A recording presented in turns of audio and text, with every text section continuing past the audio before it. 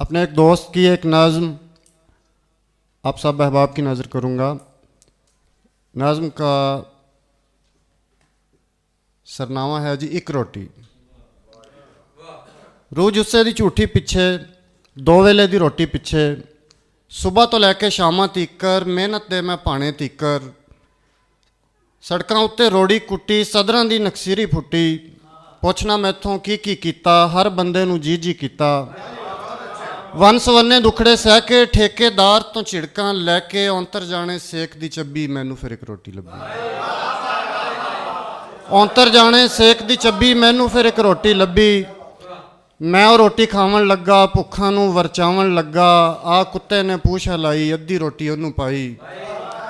हाली नहीं सी बुरकी तोड़ी लेखां सांझ किसे दी जोड़ी, बाहर फकीर ने अलख जगाई सदा सुखाली वसें पाई।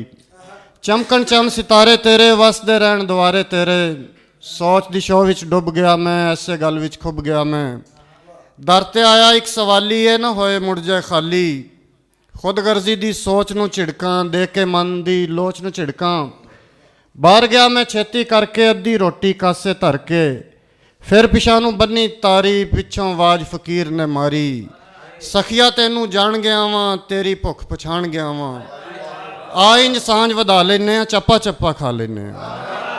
उंज तां मैनू थोड़ नहीं कोई रिज़्क दी मैनू लोड़ नहीं कोई, कुल्लो हम सबाबा मैं इसलिए कि रब्बा मैं।